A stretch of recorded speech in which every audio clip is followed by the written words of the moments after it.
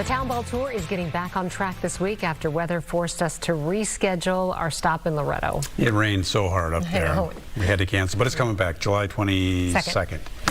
This week, Fox 9 is making the trip to southwest town of Sleepy Eye, home of the Indians. Joining us now to talk about the town and the team is team manager Scott Salfer. Joining us now. Thank you, Scott. Appreciate you being here.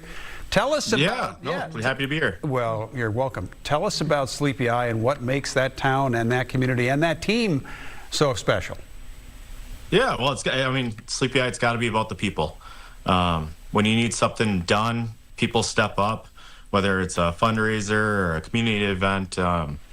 Everybody gets together and really helps each other out. Our team, I think we have a fun team. We got a lot of young guys on the squad, and they're really showing up so far this year, and we hope to continue that going forward. Yeah, Scott, that's the great thing about Town Ball is it's just so community oriented. It takes so many volunteers, it takes fundraising to make it happen. So, it's not magic. It's a lot of hard work and people working together. The town of Sleepy Eye has a rich history of baseball and love of the sport. How far back does this go? It goes back well over 100 years. Our ball field right in Sleepy Eye has been in the same location since about 1908. A beautiful ballpark, just the history, of Brown County itself. I really think we're kind of in the heart of baseball country. We got baseball fields about 15 miles in any direction. Sleepy Eye itself helps field 3 different town ball teams, just out of a little small town. We got a very nice high school 2 programs going on. Our summer programs are great. Shout out to our Junior Legion team. They just won a Midwest Classic tournament in New Ulm today. Our Senior Legion team just took 2nd place in a big tournament in Mankato. It goes back on, further than either one of us could ever imagine. Yeah, nothing sleepy about any of that. Yeah, need to send some scouts down there. Right. So people who grew up watching Little House on the Prairie in the 70s and 80s know the town of Sleepy Eye from the show. A new version of the show is coming to Netflix. Does that show still bring a lot of people to that area that want to see what it was like? Yeah, that one's interesting. It doesn't really get talked about in town, I would say. Right. But anytime you're outside of town or talking to somebody that's not from Sleepy Eye and say, hey, I'm from Sleepy Eye, that's Little House on the Prairie. And we were talking at the ballpark after the game to some people, for some out-of-town family, and yep, Little House on the Prairie, Little House on the Prairie. And I'm sure it'll spark up again with the new show coming out.